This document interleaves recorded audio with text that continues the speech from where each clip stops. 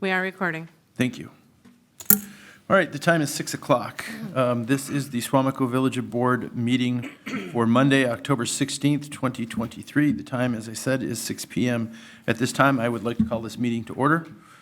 Just a reminder, if you do speak, please speak directly into the microphone. Provide us with your name and address. Is there a motion to approve this evening's agenda? I'd like to motion to approve this evening's agenda. Second. I have a motion by Trustee Romas, seconded by Trustee Schneider to approve this evening's agenda. Are there any other questions or comments with regard to the agenda this evening? Hearing none, all those in favor, please signify by saying aye. Aye. Those opposed? Motion carries 7-0. Let's stand and say the Pledge of Allegiance.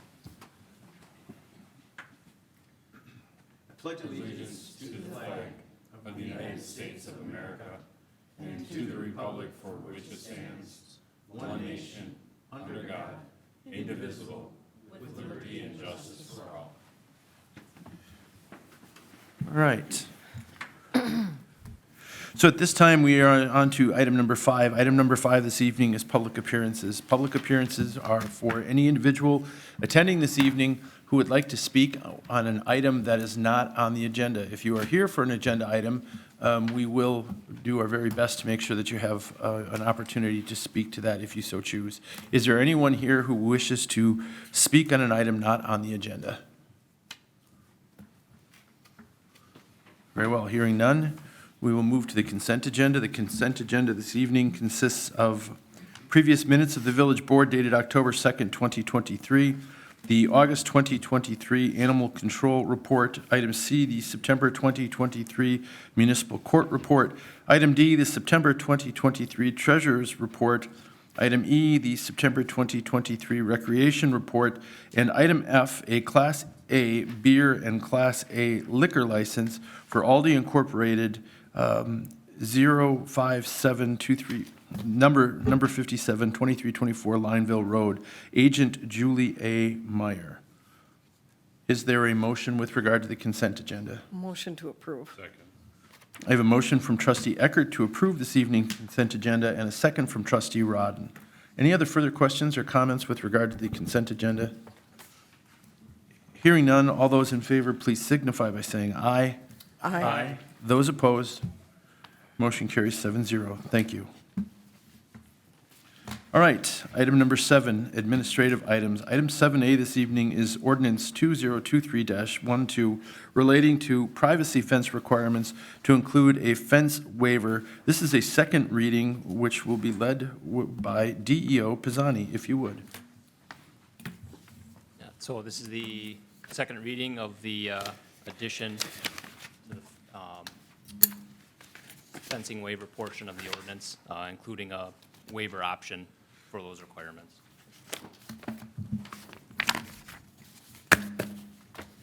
Okay. And this was reviewed and put together by Public Health and Safety? Yes.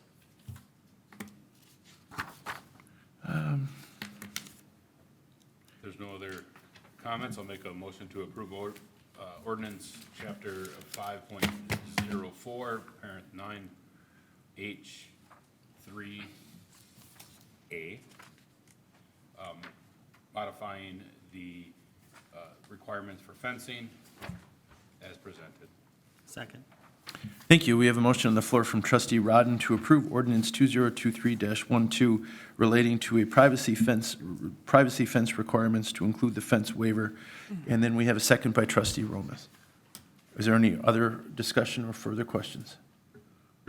Could we please have a roll call vote? Absolutely. Trustee Andrews. Aye. Trustee Eckert. Aye. Trustee Neto. Aye. Trustee Rodden. Aye. Trustee Romas. Aye. Trustee Schneider. Aye. President Van Rossum. Aye. Motion carries unanimously. Thank you. You're welcome. All right, item 7B this evening. This is the review of our current nepotism policy. Administrator Caker, if you would. Thank you. So at previous board meeting, the board requested a review of our nepotism policy. And going through some documents, nepotism is addressed in both our village municipal code as well as in our personnel handbook. And if you read the two, they are actually different. The one in the code speaks more to the fact that if you're a department head or a trustee, you can't be part of any discussion of a hiring process or discussing someone's pay or performance. And in our personnel handbook, it essentially states that no immediate family member may be hired into the village if they're related to somebody, either an elected official or just somebody else in the village. Doesn't even have to be necessarily a department head or manager. And so I think at a minimum, it's good that we looked at this, and we should make sure that they are either consistent, or I would even recommend getting rid of the personnel handbook version and just having it in our code. There's no reason that you need to have it in both. But it's up for the board to have a discussion. No final decision really needs to be made tonight. We've had these on the books for quite some time. But I would defer to the board for what they would like to see as a policy. Happy to offer my own opinion on it, but I'll let the board discuss it first. I think when we're looking at a workforce, and we want to get the best of the best, as long as it's not an immediate relationship, governing or being the boss of or director of, I don't think there's an issue. I think we needed to hire the best, and if that best is someone related to someone that works here, so be it. You know, as long as they're not supervised by a direct line. That's a great way to say it, a direct line. So I think our municipal code reads perfect, or as it should, so I think we should take it out of our handbook. That's the easiest way, correct? Just remove it, You could? or modify it to read exactly the same as the municipal code? Yeah, I would just get rid of it. There's no reason to Okay, have it. trustee Eckert, Fine with that. I'm fine with that. trustee Neto, anyone else? I think it cleans it up significantly to getting it out of the handbook, keeping the municipal code. How do you feel about that, Administrator? I'm fine with it. You know, at a high level, managing staff is complex. And then having multiple family members within an organization can add another layer of complexity to it. The only potential issue I could see is if you do have two family members and then one is up for a promotion that may then make them a department head. What do you do in that situation? And then a non-starter for me would be hiring anybody who is related to an elected official. So this would only apply to other employees. I would agree with that. I think we have to be wary of hiring anyone who is related to an elected official. And by related, I mean, there could be a cousin, but even that, really. I think what I could do is kind of merge the two a little bit. So in 5.8B, it actually will define what an immediate family member Okay. is. Right now in the code, it doesn't define, or maybe it does and I just didn't see it. But that's something that I would look into going forward at a future board meeting for a more formal action. The handbook defines it, but not the code. Right. So is the formal motion necessary, or do you have direction? Not at this time. I feel like I have direction unless there is additional commentary, but otherwise, you can expect to see this at a future board meeting. One quick thing, I really think it should be handled in the ordinance. That we were all talking in the very beginning, that we shouldn't have two conflicting or potentially conflicting directions to staff. So if we do it, I think we should get rid of 5.8 and add whatever we need to into 2.096B5 so that there's no question as to what the intent is. That's my Okay. Anyone else?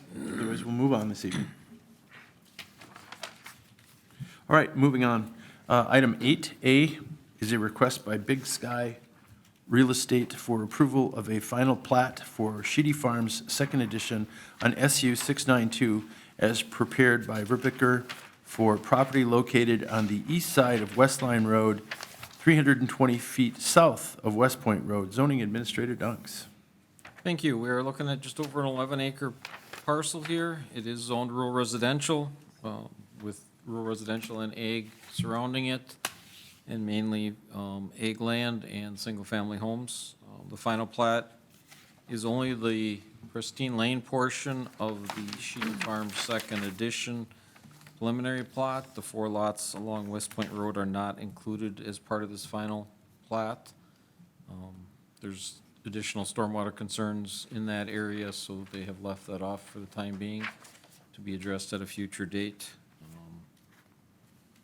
A stormwater plan for this still needs to be completed and approved by the village. There are not any sewer or water services in the area, nor do we expect any anytime soon.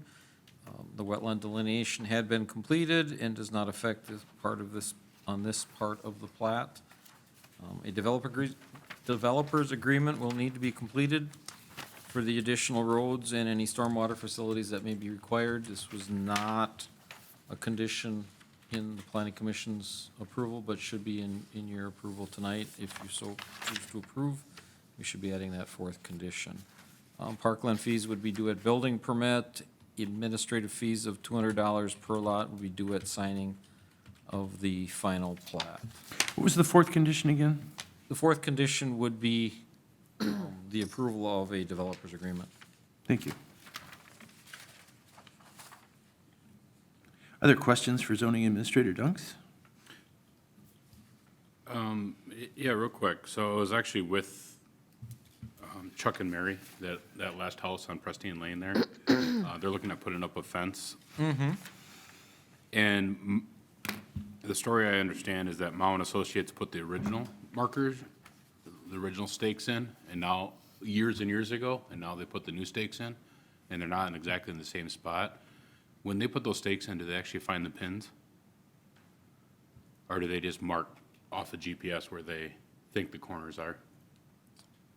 It's not where they think. They Or they is it marked survey them off? in based on whatever, if it's GPS that's locating them.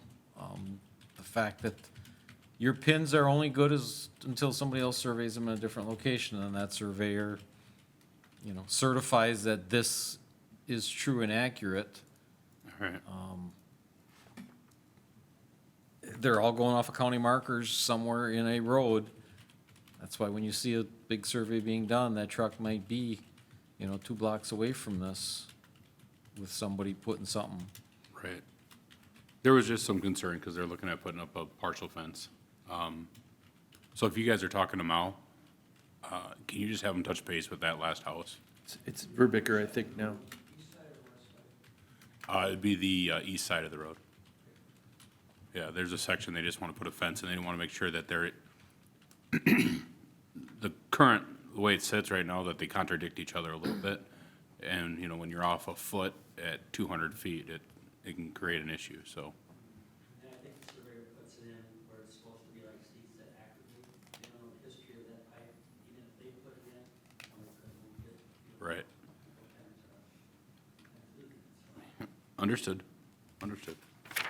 So I just appreciate it. Thank you. Any other questions or comments? If not, I would look for a motion. I'll make a motion to approve the final plat of the Sheedy Farms Second Edition with the following conditions: completion and approval of stormwater plan, payment of administrative fees of $1,400, meet the requirements of all other applicable ordinances, regulations, and reviewing agencies, and the approval of a developer's agreement. One second. We have a motion on the floor by trustee Schneider to approve the final plat of the Sheedy Farm Second Edition with the conditions 1 through 4 as he has stated. That has been seconded by trustee Rodden. Are there any other further questions or discussion on this item? Okay, hearing none. We need a roll call on this? No, we don't need a roll call. Hearing none, all those in favor, please signify by saying aye. Aye. Aye. Opposed? Nay. Motion- Oh. 6-1. Thank you. Okay.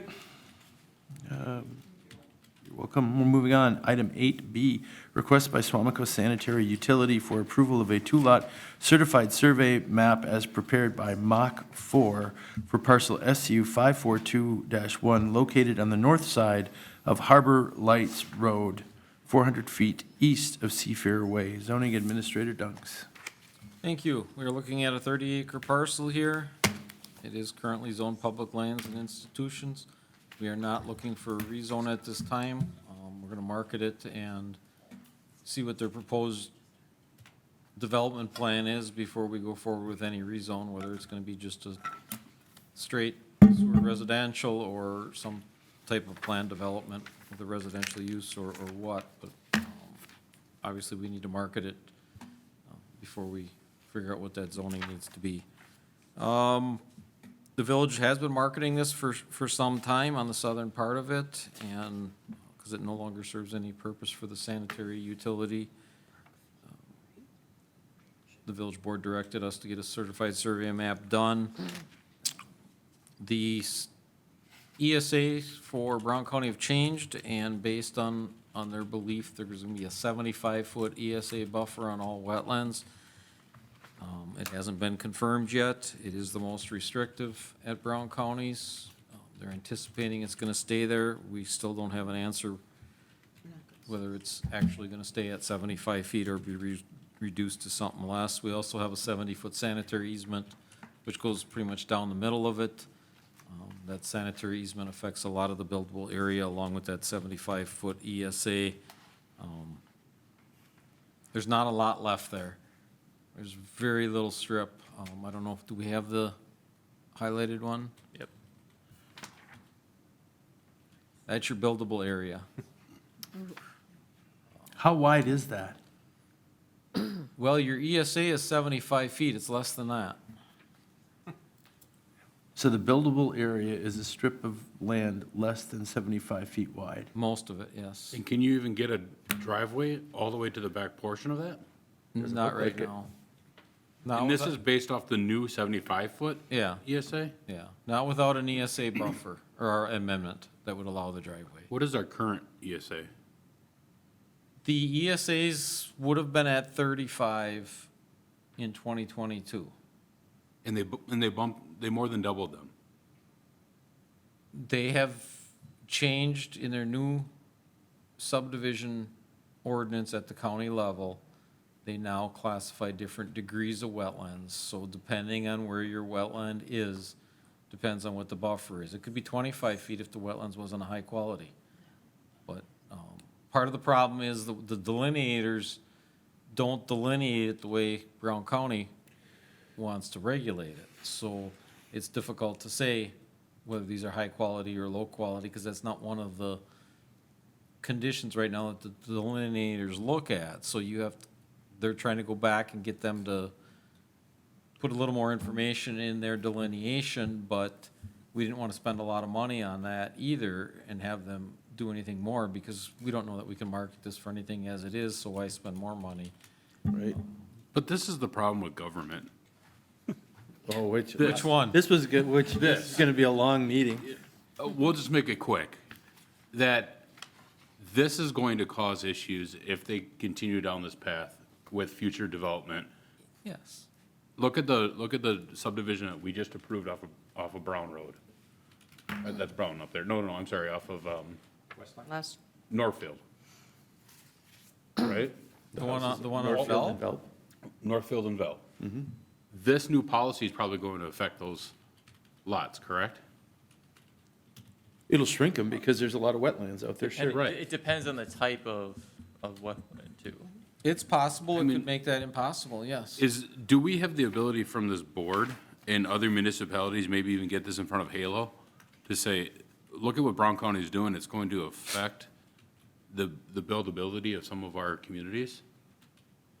Because they're getting out of hand. Well, I don't know, we could take it to the other members our administrator could mention it to the other members of the Halo group. For those who don't know the Halo group, it's the collection of small communities in the area. Howard, Ashwaubenon, Lawrence, Oneida. we could take it to that group and see if anybody else has similar issues. I don't think most of them do. I mean, when we look at Hobart and we look at Lawrence, I don't think anyone has the issues with, No, they're high and dry. well, that we have. But there could be some out there that, you know, might see value in taking it to the county executive. You know, and this is also an issue that, you know, do we bring this up? We have 2 county supervisors who are supposed to be working for the village of Suamico. You know, is that something we bring to our county supervisors to take forward? What's that? One supervisor. We have 2 county supervisors who represent. Tom Lund and The territory split. Pittsfield. Yeah. Oh, that's right, we have Pittsfield. Keith denies, right? Keith Garrett, yeah. No. Keith denies. Keith denies. Keith denies, yes. So could they possibly, you know, is that something that maybe our Well, administrator it's not a could give bad them- flashback. could give them a call and talk to the supervisors about this issue and see if they could take it to the proper committee and run it through Brown County? Yeah, we can certainly do that. I think it's nice to have a real-life example that they can feel and understand how this actually impacts us, and it's not just numbers and words on a piece of paper.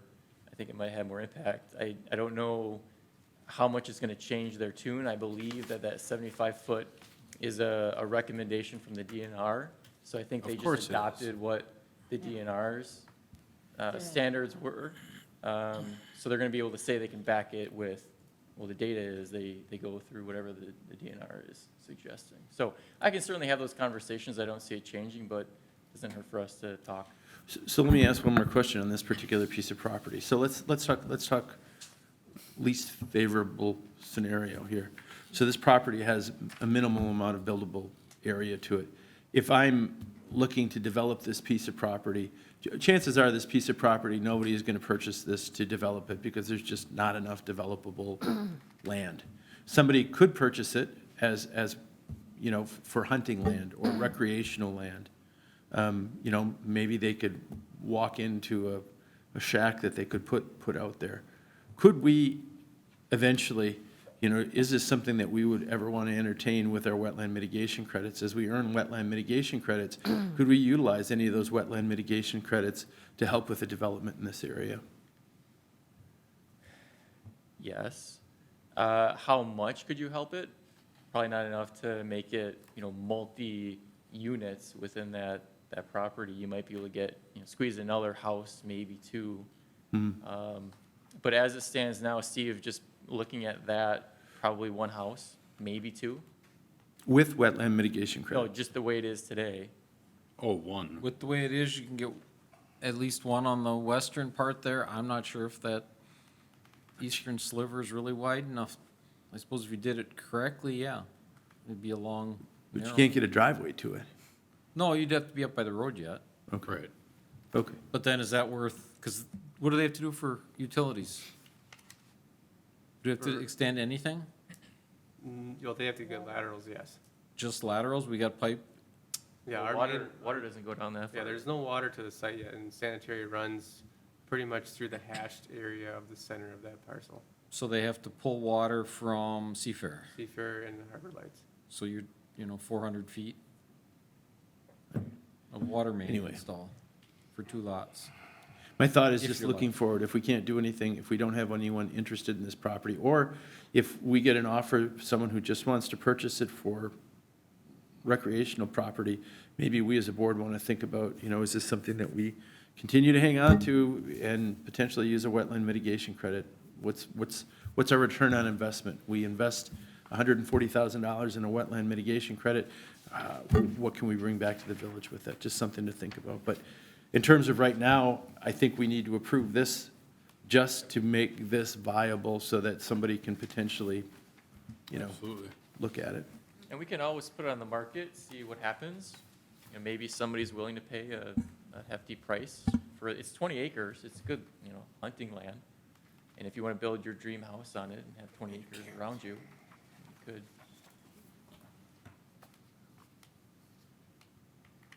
It's good for ducks. Okay. I'm sure it's got a healthy crop of mosquitoes on a regular basis. Is there any other further questions or discussion on this, or I'll would offer a somebody? motion to approve a 2-lot certified survey map for the Village of Suamico sanitary utility as prepared by Mach 4 with the following conditions. Meet the requirements of all applicable ordinances, regulations, and reviewing agencies. Second. So we have a motion by trustee Rodden to approve the two-lot certified survey map, and we have a second from trustee Schneider. Any other further questions or discussion on this? How long is the survey good for? Forever. Okay. Well, I mean, is there once it's approved? Once it's approved and recorded, it's Permanent. permanent. Okay.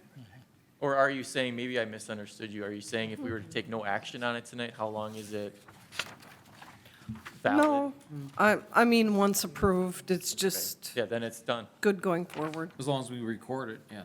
Okay. But it could be resurveyed at a later date. Sure. Okay, there's a motion on the floor, and that motion has been seconded. All those in favor, please signify by saying aye. Aye. Aye. Those opposed? Motion carries 7-0. Thank you. We are off to item number 9. Item number 9 this evening is Public Works and Utility. Item A is the 2024 Capital Road Improvement Project Director, Smits. Thank you. Tonight, we are looking at approving the roads to be bid out in our 2024 Capital Road Improvement Project. Last month, the Public Works and Utility Commission rode the roads together as a committee and recommended the 5-year plan to you guys tonight. Put a map in there associated to the 5-year plan. The 5-year plan changes every year, but we always narrow it down the year in advance for the following year. So in the plan tonight that we would be looking for you guys to approve, we would be looking to bid out the roads that are highlighted in purple for 2024. In budget discussion, we had $1,030,000 planned for roadway improvements next year. You'll see the estimate is a little bit higher. We're hoping to save a little cost in that we have a large amount of asphalt going in that White Pine corridor. So hopefully we see favorable prices and we can fit everything on that list in the plan for next year. So tonight we'd be looking for approval to bid out that list of roads. And you have a nice new turning lane on White Pine. Yep, so we'll add a southbound or eastbound, southbound turn lane there at White Pine and Belp Avenue. Knowing there's, at some point in the future, will be a roundabout there, but I think that's probably like 12 to 15 years out, knowing costs and how things have been delayed and pushed back in the county's capital plan. So we are gonna plan to put in an eastbound turn lane there to try to help alleviate some of that traffic that gets congested there at Belp and White Pine. So we added a turn lane at Cardinal and White Pine this last year, and I think that helped as well, and we'll add another one here. So add a little storage and a little relief for all the cars that come and go from that area. Just hats off that we finally got to $1 million. Yeah. You know, we've been working towards this. You know, every year we put $100,000 more into the budget, and we hit $1 million, which is imperative to keep our roads up. So. Yep. And we're not borrowing for roads anymore, which is what used to happen 10 years ago, we borrowed for roads every year. That's why we had 42% of our tax base was debt income, right, or debt payment. I think that was right. Not I'll make anymore. a motion to bid out the recommended roads to reconstruct based off the current service conditions using the attached 5-year road reconstruction plan as presented. Second. So there's a motion on the floor to approve the recommended roads for reconstruction based off the current surface condition, and that was seconded by trustee Andrews. Any other further questions or discussion? Let's do this as roll call. Trustee Eckert. Aye. Trustee Neto. Aye. Trustee Rodden. Aye. Trustee Gomez. Aye. Trustee Schneider. Aye. Trustee Andrews. Aye. President Van Rosum. Aye. Motion carries unanimously. Excellent. We are off to item number 10 this evening. Item number 10 is discussion on future agenda items. Anybody have any future agenda items? Seems like we've been together so much. Yeah, whenever time allows, I mentioned it in the budget meeting, that whoever our new humane officer is, just an introduction at some point. Our current one has taken a new position. Then, Chief Burler, what did he take? Shane Lester. He's going to be a lieutenant with the Howard Fire Department. Okay, Anything else? Hearing none, I would look for a motion to move into closed session. So moved. Second. Motion to move into closed session by trustee Rodden, seconded by trustee Schneider. All those in favor? Aye. I'll take a roll call. Oh, sorry. That's all right. Trustee Neto. Aye. Trustee Rodden. Aye. Trustee Romas. Aye. Trustee Schneider. Aye. Trustee Andrews. Aye. Trustee Eckert. Aye. President Van Rossum. Aye. Motion carries unanimously. Okay, we will move into closed session. Make sure you say hi to your mom, Rock, and Dad. Thank you. Thanks, Essex. Made it. You came to a short one. I sent them a picture of you standing there with your. Did you guys feel left out because you didn't get to speak? We could have made something up for you. No, okay.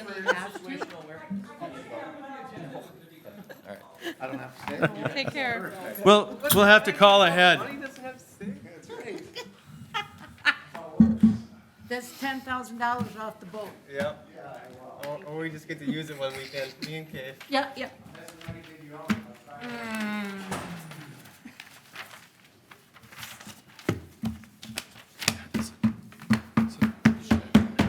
Such bullshit, that, what they did to that, I mean, that lot's useless. Yeah. Well, it's hunting land. Somebody will buy it as hunting land, $210,000 worth of hunting land. You gotta be so far away from the house. That I, is true. I think we'd have to look on the map, but I think you can. Yeah, you can bolt, you can set a bolt, but You can't discharge a firearm there, though? That Oh, you Gotta can't. be Nine 100 4-91. 100 feet from any, from the center of the roadway or from any structure. Sure.